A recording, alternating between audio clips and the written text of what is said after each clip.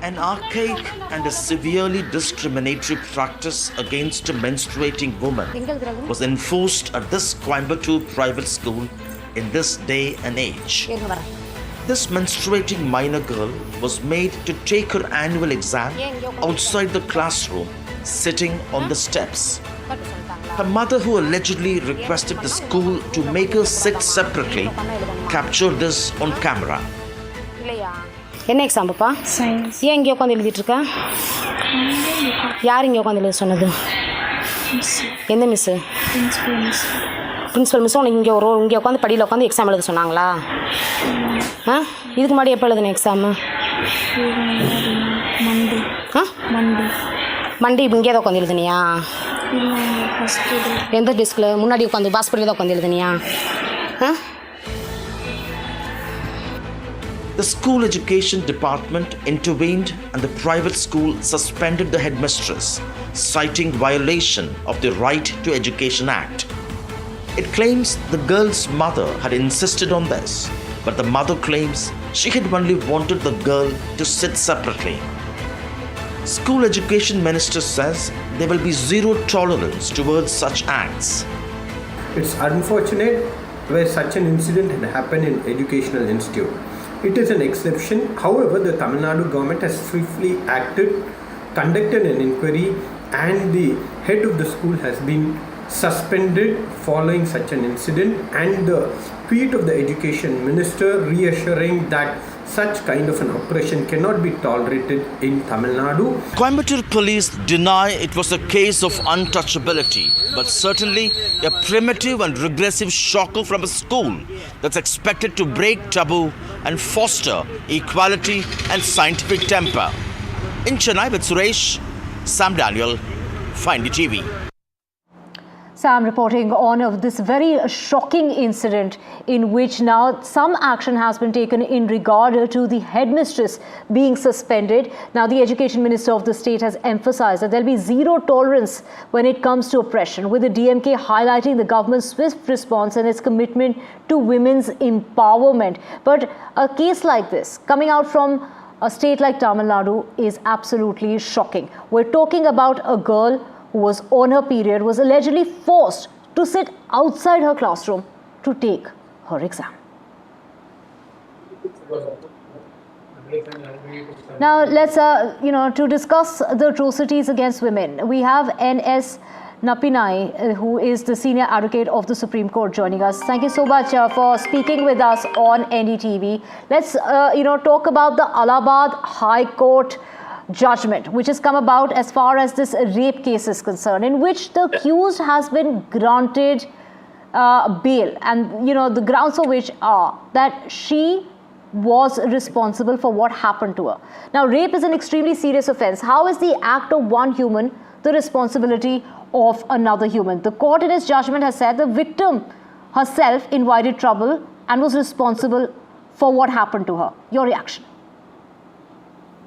This is deeply concerning. That's all I can say, because it's almost like I am speaking to a class of students when I have to go to basics or fundamentals to emphasize that consent is no consent when it comes from a person who is intoxicated. Whether the person is intoxicated because of their own action or because somebody else gave them intoxicating material is irrelevant. And this is there in the provision itself. Section 375 IPC emphasizes that you have a separate provision which explains what amounts to consent under Section 19, and that again emphasizes what amounts to consent and clarifies that a person who is intoxicated is in no position to give consent. Now, we are talking about basics here, and how can a high court then go into moral judgments? And that is all it seems to indicate when the court talks about her conduct prior to this heinous act, and then talks about her having gone to the residence of the person who has committed this offense and makes it seem like it is her fault. It again boils down to the same issue of victim blaming instead of implementing the letter and spirit of law. Law is not here about moral policing. Law is here to protect us. And it's really high time that we understand that an offense of rape is not an offense against a woman or just an individual. It's an offense against society, and we need to take stronger action on this. Right, ma'am. Does no longer mean no, because all that transpired before the act. And, the court has also gone on to say that even if her allegations were to be true, it's still her fault. How can such words come out of a high court, and that too a high court in Uttar Pradesh? We're talking about the Allahabad High Court making, very shocking judgments. And this is the second time round that we're hearing of this such a shocking incident. True. It cannot come out of the mouth of any court for that matter. Why only High Court or High Court from UP? It's irrelevant which High Court or which court. Such words cannot come out of it. And this is not my statement. This is what the Supreme Court has emphasized time and again. So you have a catena of judgments which lay down what amounts to consent. You also have judgments which talk about how you cannot do character assassination. You have judgments that have now come out that even if the victim is a sex worker, her consent matters. That's the extent to which courts have gone. And despite that, if we are going to still have to face judgments like this, it's unfortunate. Right. We're talking about atrocities against women and the action that needs to be taken in order to, make an example of, in order to avert such situations from occurring any further. We're talking about judges here. We're talking about even a minister making vulgar comparisons when it comes to women. We're talking about policy makers, and this really impacts the mindset of others around. What kind of punishment do you think should be in place in order to avoid such vulgar, derogatory comments coming out of especially those in power? Repeatedly, we have seen that punishments don't work.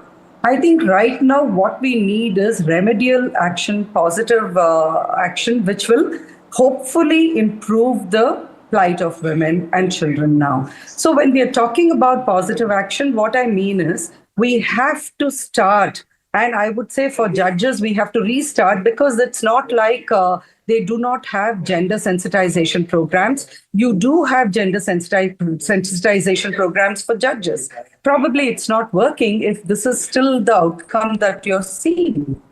So we have to start from schools and ensure that gender does not become a basis for abuse. We have to make people understand that such statements are inappropriate at a first level.